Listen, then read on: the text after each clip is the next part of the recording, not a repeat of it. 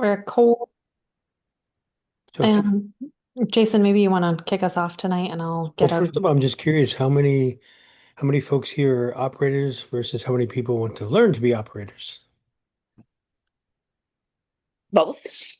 Sweet. Okay, that's fair. I'm in the both category as well. There you go. Awesome. So today's topic's pretty fun. And the reason why I say it's pretty fun is once you get one park, it's like a tattoo. Once you get one, you got to have more, right? Parks are the same thing because you get all the luxury of owning an amazing business, but you get to hang out with other people vacation. So it's pretty darn cool. And not too often do you run into anybody that's in a bad mood. It happens. I won't lie to you, it happens, but it's far and few in between. And there's just something satisfying about telling the guests you are free to leave, and I'm willing to give you a full refund for the remainder of your stay because I'm clearly not making you happy. So, It's okay to fire your guests sometimes. so with that said, everything we've talked about leading up to now was just being an operator, acquiring a park, running a park, how to be more of a reviewer versus a doer. And this one's going to kind of step into, okay, well, now I'm ready to scale and go into more multiple assets. So what do I need to look at if I'm going to go into multiple assets? And then what do I look at if I have multiple assets, but I want to continue to grow? So this is going to kind of be a kind of little a roadmap to that. And not only what to look for, but some of the pitfalls you might find yourself in. And you'll be listening and you'll say, "Oh my gosh, I've caught myself doing that," or "Oh my gosh, I know someone who's done that, and I definitely want to avoid it." So Oh that's the my gosh, beauty we about catch things like ourselves doing it. yeah, that's about beauty about things like these is so you can learn much. So I can go get a 4-year degree, or I could, plant myself next to somebody who's done what I want to do, and I can do it in a fraction of the time.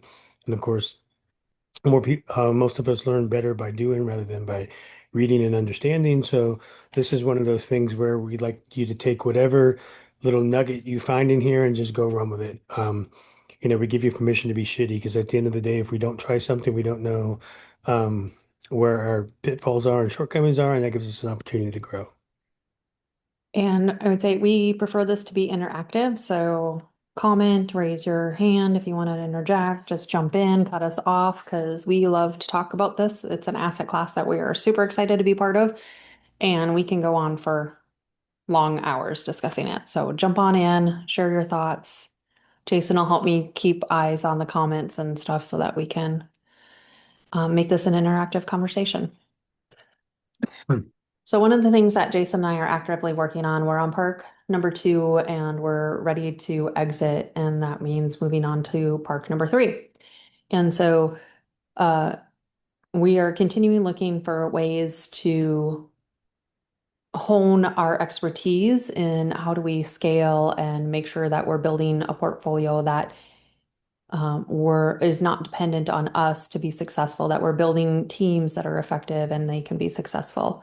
So there's a couple things that we're going to cover. We're going to go into 3 different modalities of what does it mean to be busy versus effective at your asset class, the difference between doing and deciding, and then plateauing versus compounding. So how do we actually do scaling and do it differently? So there's a couple things. I know I'm guilty of this sometimes. Other business owners I talk to are guilty of this at sometimes is you get into the busy trap. Like I don't know how many times I've looked up and I've started my day at 7 a.m. and all of a sudden it's 7 p.m. And I don't know what the heck I got accomplished. And it just feels like I'm tied into the asset. That especially happens when we're in the turnover process. But it feels like you're at the property 6, 7 days a week. You are checking in and looking at all of the messages and trying to respond to them personally, whether it's on your messenger, on social media, or in email. You're constantly mowing, fixing, cleaning, posting all in one day. I know oftentimes when we take over an asset, we're doing a lot of this stuff because we're learning the ropes and learning how the team interacts with this stuff. And by the end of the day, you're just actually so exhausted. You don't know what you did, but you're trying to figure out how you're moving this forward, and your revenue doesn't grow when you're doing this. Anybody can relate? And this is in any business, folks. It's not just RV parks. So, Jason, maybe you want to talk about this one a little more. Yeah, so most of us buy an existing business for one main reason. It's already up and running. You've gone through the beginning stages. As we know, most businesses fail within the first 3 to 5 years, right? So why not just bypass all that? Why not just buy a cash flowing business that is already cash flowing, but then has opportunity to expand because that's where our expertise is, right? Our expertise isn't the day-to-day running of a park or the day-to-day running of a business. Our expertise is how do you scale? How do you grow? How do you get the best out of your staff? How do you get the best out of your systems? And at the end of the day, you should be asking yourself, do I want to buy a business or do I want to buy a job? For me personally, I do not want to buy a job. Having a job sucks. I did it for decades. Not a fan. Don't want to do it again. So, what's the difference between a busy owner and an effective operator? So, the first one is reactive versus proactive, right? So, we're reacting to everything that comes in, and we think that we have to answer all the issues instead of allowing our staff the ability to be successful. But a real good effective operator builds the systems, so that's how you become proactive, right? So you stay ahead of everything. Um, Well, and again, go I ahead. would add to that a little bit. Yep. It's also standing back and being observational. It's one of the things I like to do in the first 30, 60 days is watching how my staff reacts to a problem. So when somebody comes to you a problem and you try to solve it for them, they're going to rely on you to solve it over and over again. And then you become the linchpin in the system. Whereas when they're coming to us with problems, sometimes I'll say, well, if you were the owner, how would you take this? Or what would you do to solve this? And just getting them into that mindset that they can have ownership and come up with the solutions. And oftentimes, more often than not, if you're doing a good job hiring, they'll come in and uh, they'll come up with a solution. I'll go, great, that's what I would have done too. Or maybe that's not exactly what I'll do. This is how I would tweak it. And hey, maybe we should document a process that we can follow going forward so we can stay consistent in how we do this. Absolutely. And you guys probably heard me say a few minutes ago, you want to be a reviewer, not a doer. And that's what that second bullet pretty much says is when you're a doer, you're trying to do everything yourself. But if you're a reviewer, you're hiring people, you're training people, you're delegating, but more importantly, you're constantly updating the processes by getting feedback from not only from your staff, but how the guests interact with your staff. So it becomes a growing opportunity for everybody involved. In fact, the most successful operators are the ones that empower their staff to be able to point out issues with the current systems, the current processes, and give them an opportunity to give input on how to change that. Because nobody knows better what's going on in the front line than the people on the front line. Um, Next, of course, is your measuring effort versus output. So, I mean, how many of us wear it as a badge of honor and says, "Man, I did so many things today." Okay. It's kind of cool at first, but at the end of the day, you should just be measuring outcomes and metrics. Those should be the things that allow you to change the course of the ship, right? So we want to be able to see off in the distance, oh, there's an iceberg ahead. Let's start making steering corrections now. Let's not wait until we hit that iceberg, do damage control, then try to steer the ship. So the outcomes for your business and your metrics are going to be your key tools, which allow you to make small steering corrections. So again, at the end of the day, you want to think about it this way. When you wake up, you want to make two, maybe three decisions a day, and that's it. Everything else should be running for you. So for you, a good successful operator means you only made two or three major decisions a day. So I'll give you an example of that. And we've talked about this in some of our other webinars, and it does bode bringing it up here again. We love using the entrepreneurial operating system. If you haven't read the book Traction, read EOS. We run weekly meetings. They're called L10s with our staff, and we work with them on putting together the key performance metrics that we're doing. A lot of times what we're working with is at a high level with our manager. So it's how is our social media growth going? How is our revenue? How are we managing our expenses that are within their control? So they are managing their payroll, they're managing their maintenance budgets, their administrative budgets. And then how is our occupancy rates so that we can get creative together. And then we solve those things with them.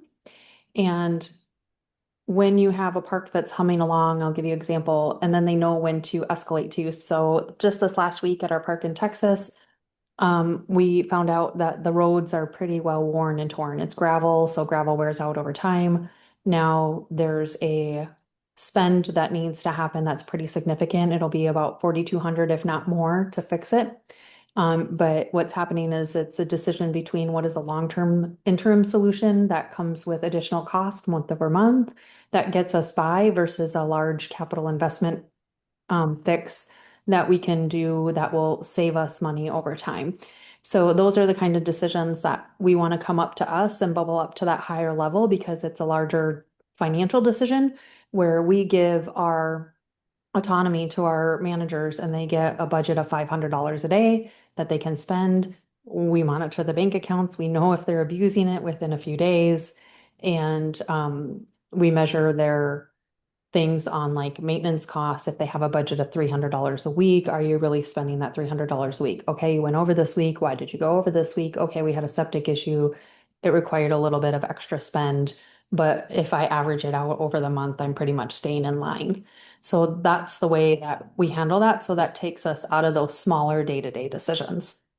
Yep, I love that. Next one's one of my favorites. At least I'm working hard. How many of us said I worked so hard today? And I love my parents. My parents are amazing. I had an incredible childhood. I grew up in a great environment. But the worst advice they ever gave me that says, if you're going to be successful, you have to work hard. And that's not true. Things can be easy. And so really what you want to think about is what's the highest leverage use of my time. So Eric and I sit down and go, okay, our value is $1,200 an hour. That's what we kind of put as our baseline. Then we ask ourselves, as a task I'm about to do, am I willing to take that on for $1,200 an hour, or am I willing to outsource that? So if the task doesn't have a $1,200 value, that's easy to outsource. So again, it's back to just making decisions, being a reviewer, not a doer. So working hard is great. People wear that as a badge of honor, but having things come easy, that's also great too. So utilize how best to leverage your time and don't work yourself to death because trust me, it works in the short term. It will not work in the long term. And that was what I was going to say. And we've had to do that too. So, for example, we had to change over our management team. And for a period of 6 weeks, Jason stepped in to be a manager on the campground. And that isn't a $1,200 an hour job. But at the same time, we knew there was a trade-off in it. And we're trading that for things like the the level of employee satisfaction on site. So if there was toxicity that was happening, there was gossip that was happening that was bringing down morale. So we needed to do that. And we knew there was an exit on it. So it was for a time and a season, not forever. And so it was also taking that time while he was in that position and optimizing it. So were there things that he observed in that space where we can improve how our team is managing, whether it's reservations or how they meet people in the restaurant or things like that. So there are times that it's okay and you're going to have to step in to do that, especially in this asset class. Um, just make sure you have an exit to it and it's a short exit. You don't want to be there for a long period of time. Yeah, and like Erica said, if you are going to be there, utilize that time to improve the process. So yes, nothing tells you more than actually getting in, rolling up your sleeves and doing that task and go, oh my gosh, how can I make this easier for the next person?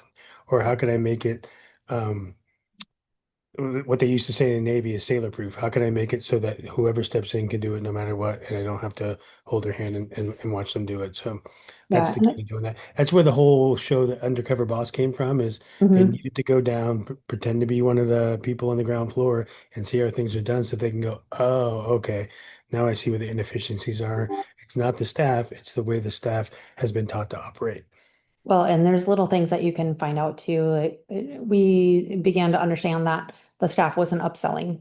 So Jason would go in and people would come in and they're checking in and he'd go, oh, it's vacation time. You want to grab a beer? Can I deliver firewood to your campground? Did you pick up a s'mores kit? And they just weren't doing that until he created the culture that that was the way to do it. So now we're seeing it more evident. We've had a revenue lift over the last 3 weeks consistently, week over week of those extra sales coming through, and it's really adding anywhere from $500 to $1,000 a week. So it's not insignificant over time. Um, but making it purposeful that he was in that role for a little bit and finding those small gaps or those little tweaks that you can make that set the culture. And the cool thing is, I wasn't selling anything, right? I was just reminding them, oh, it's going to be a little cool tonight. You want to have a campfire? Oh, yeah, that's great. Oh, yeah, well, we'll deliver that. You pay for it here. I'll have it to your site in the next 10 minutes. Well, as long as you're going to have a fire, have you thought about doing s'mores? We have a whole s'more station. You can create your own s'mores kit. And then it starts building up from there. And you're just reminding them all the things they forgot to bring with them. That's Oh, it. and by the way, if you need something, we can charge it to your site. You don't have to worry about finding your credit card. Come Yeah, on in. exactly. Oh, I left my wallet in the truck. No problem. I got you. Yeah. So that's being intentional with that time. And there's a time and a season, but it's again, to be effective, you need to be able to get out of that because you want to be in the building and generating revenue game, which means you have to be focused on the things that are bringing the dollar values up. Yeah, which Erica just introduced the next one perfectly well is trading time for revenue. That's no different than when I had a W-2 and I was trading hours for dollars. It's just in the long run, it's just not sustainable. So you want to build systems and build operations so that money comes in whether you're standing there or not. And then this last one, Jason, I would just like to chime in that Yep. the best thing that you can do as an operator and to see if your operations are effective is take a vacation from your business. And Jason and I will do that before we exit a property. We'll leave for a period of time of at least a week, if not a few days, but we leave for a week and we leave everybody in charge to find out what's going on. And when we come back, we can tell right away if it's a tornado and it's a storm and things are falling apart and the guests are unhappy or something major happened or things aren't done. We know that the systems are not in place to make them successful or the wrong person is in place. And then we have to review what is our personnel doing. So if you can walk away for a period of time and it continues to hum without you, you know you have a business that's not dependent on you. Couldn't have said it better myself. And next we'll talk about doing and deciding. So one of the things I love, love, love about RV parks and the ones that we want to buy is they are owner operator. So they're mom and pop. And if you're new to this industry, about 90% of RV park operations are mom and pop. It means that it's a single owner. They only own that park. It is their absolute bread and butter, their passion, and they are tied in, and that park will never be successful without them there. So they don't allow any autonomy or decision making to their teams. And what we've seen and observed is things like um, equipment that isn't being serviced properly because they couldn't buy a $50 part. It's not being able to make decisions on how to stock the store or what things we might want to try selling because somebody else has a different idea and it has to go past the owner. It's the daily operations. And when you're looking at a portfolio, it's more about setting those boundaries and the outcomes, not necessarily managing those day-to-day tasks.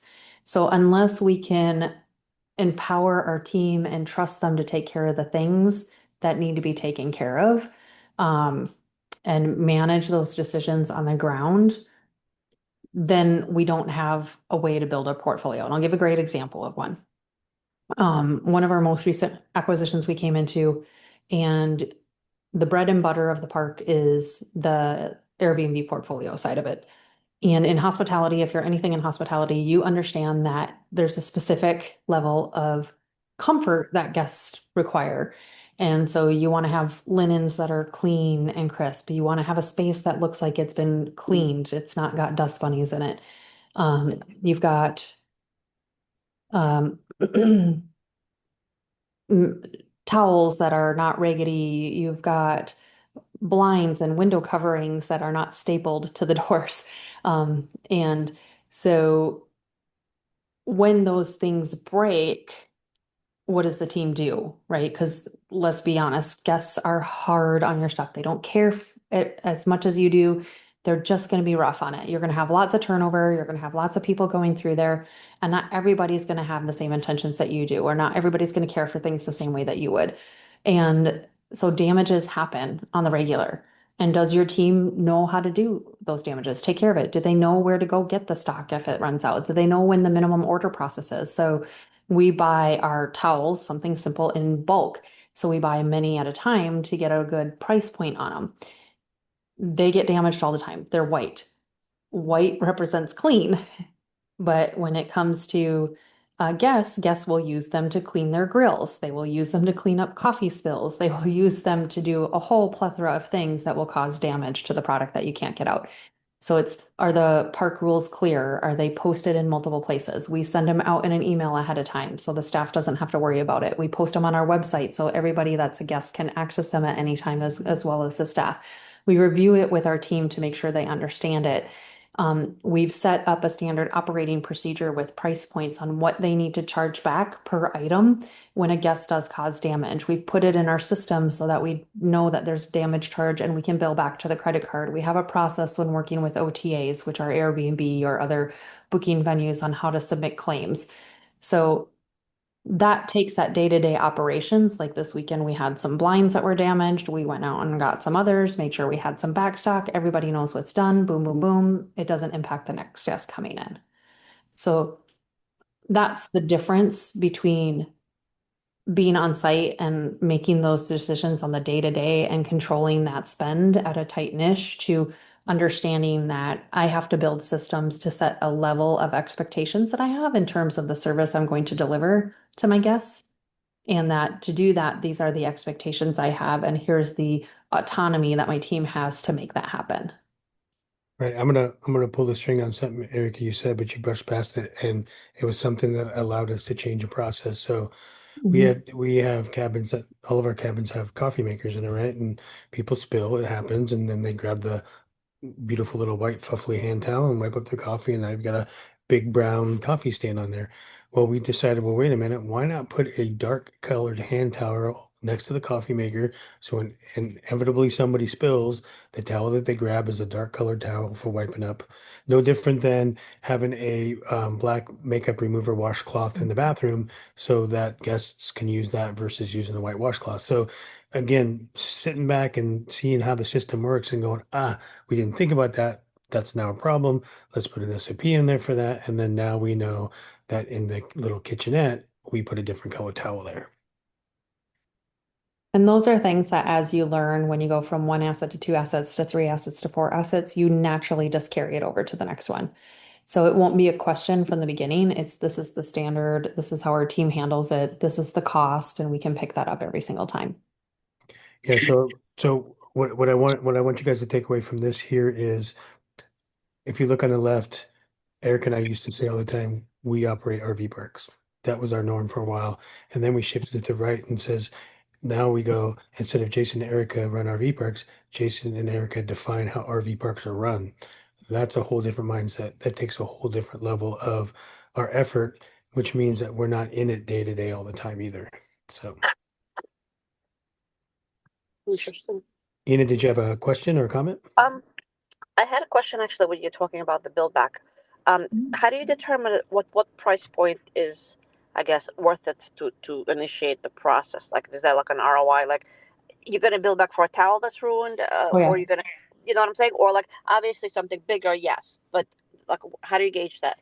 We do bill back for even a washcloth at this point, because if you think about it, it takes a washcloth. You're maybe going to spend, when we buy them, I think they're about $4 per washcloth. That's our most common damaged item. Your housekeeper is going to go in there, identify it. They're going to try and clean it. So they're going to spend time on it. And then they're going to try and get the stain out, and they're going to spend more time on it. And then I have to go and get an order delivered, but I have to wait for something. So that little washcloth, I may charge $8 for, $10 for the damages, just for the time and investment on it. But if I'm going through, right now, we're gonna have upwards of 20 units, and if I'm going through 20 washcloths a day, that adds up over time. Plus, you need to make the fee painful enough that people will naturally be more careful, right? Well, Like, I for think example, that's the key. I think what you just said. There you go. yeah, I think that's what I was looking for. And but you have so to be, and let me just chime in there. It's that, and you have to fall within parameters. When you're dealing with OTAs, they do have expectations, so you have to prove your cost. So you just have to let them know how much they're paying for the actual item versus the labor of it too. So that's how we factor our prices. Okay. Thanks. Mhm.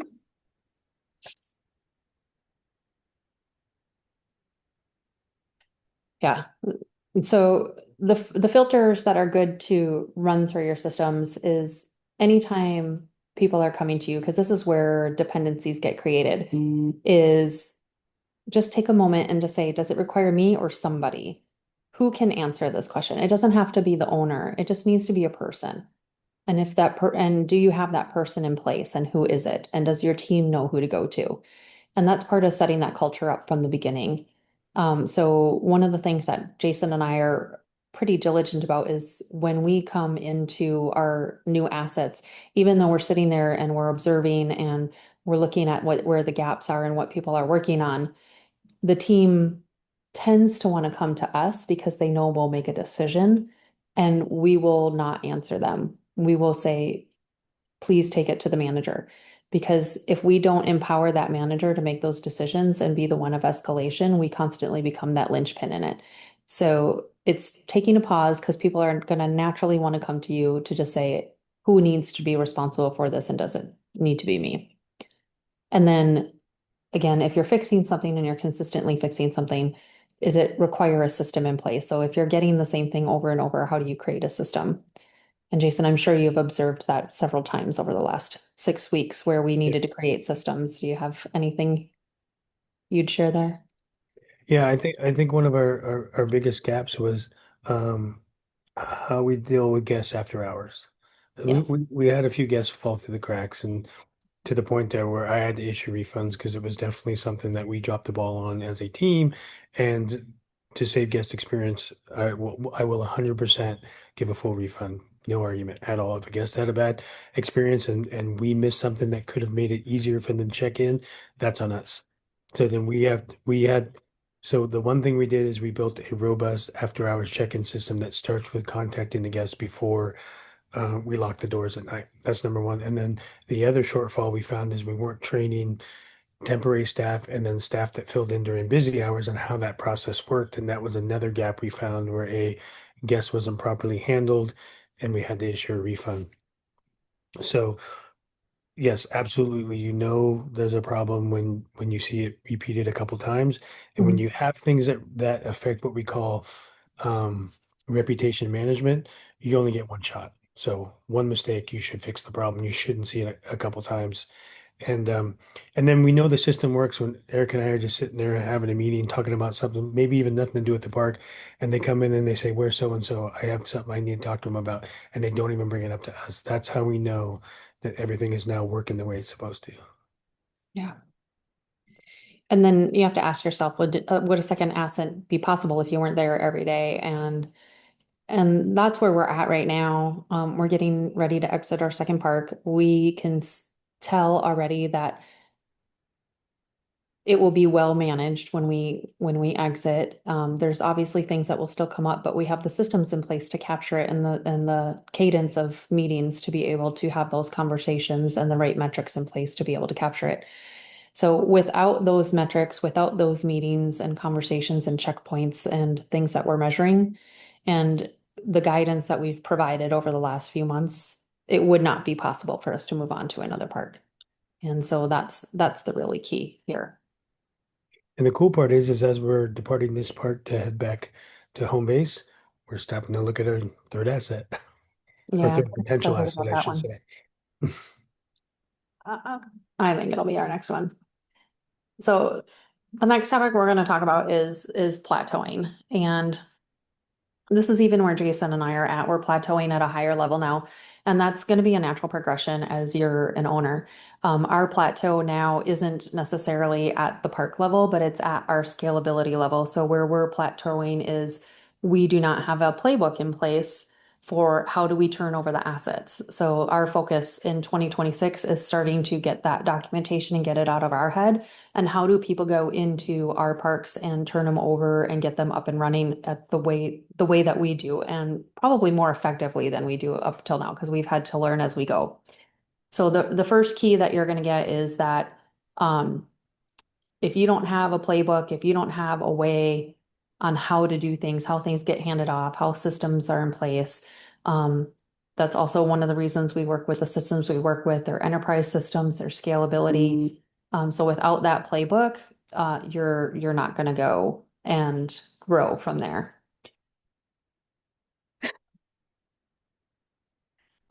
Reactive capital decisions. So that's one of the things too that's really important is how do you do your reserves, making sure that you have that covered so that when something does come up, because something inevitably will come up, and it'll often happen when you're in your slow season and cash is going to be tight naturally, is how have you preserved the finances of your investment to make sure that when something breaks, it's not detrimental to you. And when you're taking things over, it can be a little more challenging on that startup phase because it seems like every time you turn around, something's broken. I know that we deal with that often. But once you get past that, you should have a regular maintenance rhythm. Does everybody understand what to look for? How do we maintain what's the equipment that's here? You should have a pipeline of improvements coming. Do you know what you're going to work on next? Like right now, it's in our head what our improvements are for the next year. Although it's going to be something that in the next quarter, we're going to start documenting it, putting into our routine meeting that we have weekly, where it's going to say, these are the things that we have on the horizon, and here's how we're going to manage that. We have that right now with our park in Texas. So we sat down with our manager in January. We talked about everything that we needed to do. The roads were a surprise, but we have other things that we're working on. So they want to add a dog park and they want to add a pavilion. He wants to do a couple of other capital improvements that would be really good. We want to add washer and dryers because our washer and dryers are very busy. So it's how do we have those conversations and prepare for those capital investments over the long run, not when it's becoming a problem. Like if you think about the laundry, it's for us, it's not that it's broken because the machines are new. It's that we're at capacity and we're losing revenue because we don't have the machine capacity that we need to. So it's all those decisions that go into it. Yeah, and Erica was talking about reserves. If you guys plan to buy any parks with investors, the first thing you're going to want to talk to them about is what your reserve plan is, because that's going to make them feel better to think that the chances of a capital call are going to be a lot less than other investments. So an investor who knows how you're going to handle the unknown unknowns because you have a reserve process, those are the investors that are going to invest with you regardless of what kind of asset it is because they know you know how to operate when things get lean. And if you think revenue is occupancy only, then there's a whole lot of other things going on. Um, and we talked a little bit about this, the upsells and how do we bring people in and get them spending more while they're on site in our captive audience. Um, how do you get creative with bringing revenue in? What kind of partnerships that you can do? So in Texas, we're about to kick off into pool season. And pool season is it's like our tax season. It's the busiest time of year. We get a lot of turnovers. We get a lot of people in there. Um, our pool can hold 350 people, so it can take quite a lot. We haven't maxed out capacity yet, although it does get busy opening weekend. And it's looking at how do you fill that up, right? Like, do we have partnerships we can do? We're working on partnering with elderly places and hospitals that need to get them out so that they can come do exercise in the pool on the slower days. Um, it's selling discount passes, punch cards, so that the locals feel like they're getting a better deal rather than the people that are coming in from a longer distance. It's we have an Airbnb that was 98% booked between September and January. And it's how do we do our rate strategy? Like this season, we're going in and we went from last year, we started out at $350 to $400 a night for that Airbnb that sleeps 11 and has a movie theater. And now this year on our weekends, we're going to be filling it at $600 a night and we're already getting bookings on it. And it's doing that market research and those rate strategies on what you can do to expand your growth more than just filling out the sites. Even in our Georgia Park, we're starting to do exploration on rate structures for our cabins. Our cabins on the weekends have the ones that have the bathroom have been 100% booked every single weekend since we've taken ownership. And that demand, and it has a wait list. and that demand is high. And we already are at a higher rate to market than anybody else in the market, but the market's small. There's only 20 Airbnb listings in the entire market. But we've been testing it with a $10 per night rate increase on the weekends. We're still booked out. So the next test is, do we do another $10 on the weekend or do we hold off because we're going into the slow season? But that's the operator mindset that you have to go into those just things and look at your business and really truly scale it in a way that is going to continue to earn revenue in different ways.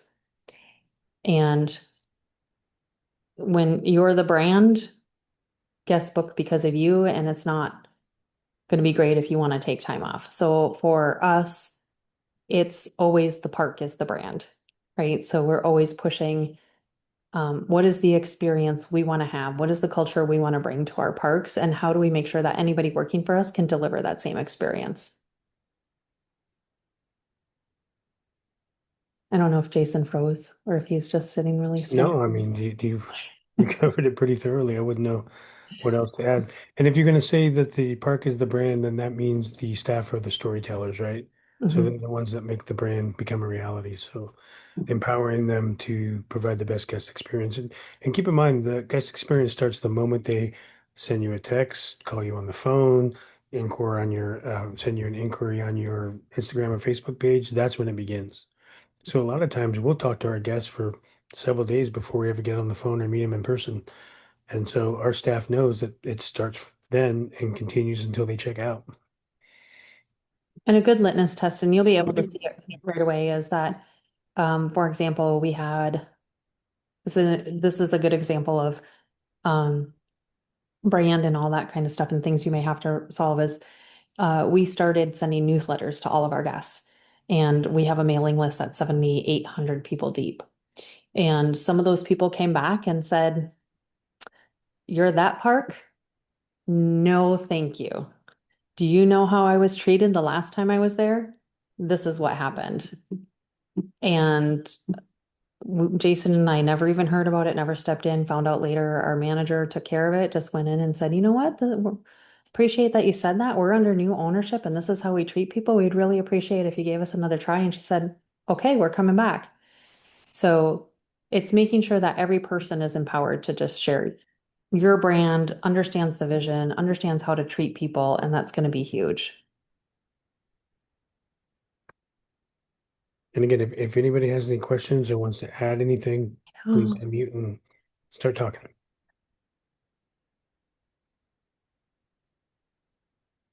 you want to dive into this one a little bit? Okay. So again, I mean, if you guys picked the whole theme up so far is we're trying to build something that runs without us. In fact, your first job when you take over a park is figure out how to fire yourself. So we're looking at every opportunity to not have to do something. And it's not because we're lazy, we don't want to do it, or it's not that we're incompetent and we can't do it. It's just that we shouldn't. Again, if you're worth $1,200 an hour, your brain power should be used on something to bring in more revenue to build an empire and create generational wealth, right? I mean, that's what we do this for, right? So building a system should be your first priority. I mean, I can't tell you how many parks we went and looked at a park where they still had whiteboards and yellow legal pads, and that's how they kept track of yes. I Mhm. mean, so systems, and more systems. So when you guys when you guys go after your first park and you get your first park, that is the most awesome feeling. When you go get your first park, you build your systems as if you're going to have 20 parks, even if you only have one. Because at any moment, when people find out you're a successful operator and people want that know they know you know how to run a successful park and create great guest experience, they start coming to you and say, "Hey, I have a park. It's not doing as well as I thought I would. I heard, you're the best at what you do, and I'd love the opportunity to either have you take over this park or sell it to you." And so that only works if you have systems in place. And then next is you've got to build a baseline. You have to have a starting point. Um, Remember, you can't fix what you don't measure. So you create a set of metrics, you set a baseline. Does that baseline stay that way forever? Absolutely not. But until we create that baseline, we don't know where we started. It's like a GPS. You can tell a GPS where to go, but if it doesn't know where you're starting from, it can't route you the best possible way to that destination. So you have to start with the baseline. And then create your acquisitions criteria. Know what your buy box is. Know what your starting point is. Know, set your non-negotiables. Like Eric and I's first non-negotiables, we will not buy an asset that doesn't cash flow 150K a year from day one. If we take over a park and it's not cash flowing, it's not an asset for us because we have to have a park that's profitable on day one while we continue to build it in the background. That's our absolute non-negotiable. And then deploy capital. You're not creating a job for yourself. So figure out how to deploy money to build the business in a way that for every dollar you spend, you get $10 in return. That's always the best investment. Like whenever I invest in masterminds, books, courses, if I don't make $10 for every dollar I spent, then I did not utilize that information properly. It's the same thing for a business. For every dollar I put in, I should get 10 bucks back. And if not, I'm not getting that back, I'll know it because I created a baseline and I created a system and I created a way so that I can take that information and do something worthwhile with it. So if you want to build more than one asset, if you want to have more than one business, getting these four things in place is going to be your key. And believe it or not, it could be done in a short amount of time. Eric and I have noticed that our second park went together and was operating a lot quicker than the first part.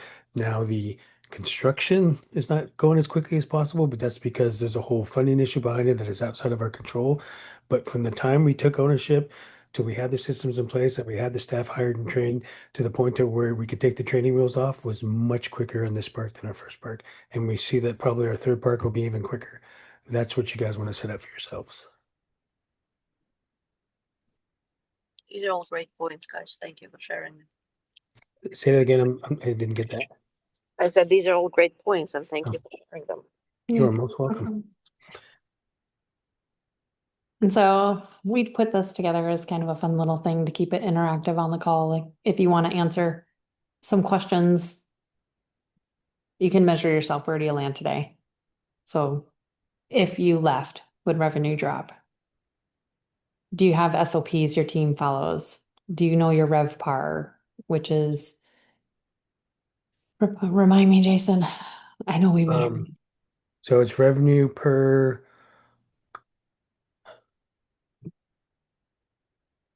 This month versus last per month. available room. So Per available room. think of an RV pad, a cabin, a glamping tent, a geodome. Think of that as an individual room. Yeah. You know, one of the reasons people miss the mark on RV parks, but they've got a lot of experience in apartment complexes, and they don't make the connection that 100-unit apartment is just like 100-unit RV park, meaning that there's 100 pads. The difference is on a 100 pad RV park, I can do daily rates, weekly rates, or monthly rates. An apartment complex, I can just rent it by the month, and I have a 12-month lease, and that's it. So understanding what your available per site, per cabin, per um, glamping tent is available revenue that you have to play with. And then when you're looking at scaling an acquisition, can you explain your buy box in 60 seconds? I've gotten it to the point where I can probably do it in 15 words or less because I say it so often, but it also allows me to say no to opportunities that don't fit it. And I've been presented with a few that they're great opportunities, they're just not for me. And Yeah, then you want to think about it like a dartboard where the center is that's what you're going after. Anything outside of that center and the farther out you go is not the best use of your time. It's not part of your core competency. So if you choose to make that part of your core competency, you're not going to go out to those outer rings. You're going to bring those into your bullseye. So think about it that way. And so when Erica talks about, can you explain your acquisition criteria in 60 seconds? Think about it like an elevator pitch. A broker comes to you, they're about to put a property on market. They haven't marketed it to the whole community yet, but they want to know, hey, what is your buy box? Can you tell me now? They go, great, I got something for you right now. I haven't put it to market yet. Would you like to take a look at it? and then making sure your general manager is able to handle guest issues without you. And that's what we saw early on. I mean, at both parks, we had this issue. The first manager we hired, both of them were let go and we parted ways because they weren't the right fit. And they just couldn't handle the guests. Every time that they had to deal with the guests, it seemed like they either ignored it and tried to hide that there was a problem, or they came to us to try and figure it out because they didn't understand how to deal with it. So And that's and both of them happened when we left the property and came back. Yeah, we had to One of, leave the property. one of them was for 5 days, one of them was for 8 days. But Mhm, both of them made us realize, oh, we don't have the right staff in place. So remember, you hire slow and you fire fast. mhm. And then just looking at these three shifts is just making sure that you're being effective, you're making decisions, and compounding your systems. So here's a couple ideas if you're looking to scale or you have something that you're working on that you could use and do a little audit to see if there's something that you could change in your own business. So these are things that we ask ourselves too. And I think we just almost do it naturally because Jason and I come from over 20 years each. I don't want to say how many years, it ages us quite a bit, where this is all we did for corporate America. And we improved processes and made things streamlined and established standard operating procedures and handed off. One of the companies I worked with, it was to the point where everybody from the person working behind the counter to the CEO of the company had to be able to pick up a procedure and be able to execute against it.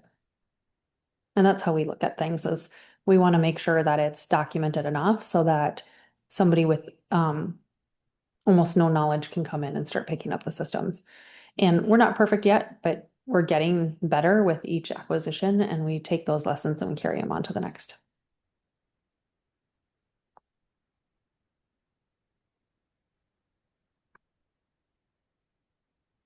So with that, we'll open it up and welcome some further discussion or give you guys time back for the night. Thank you, guys. I will share though. It's a kind of a little funny, I think.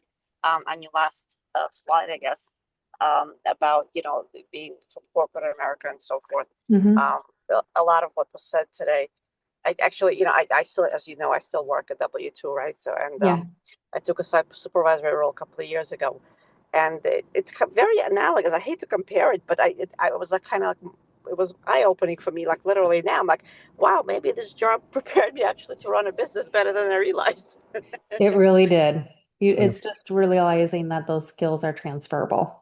I think that's exactly what you just said right now. I did not realize that up until this presentation, and I'm like, wow, maybe I'm better prepared than I thought.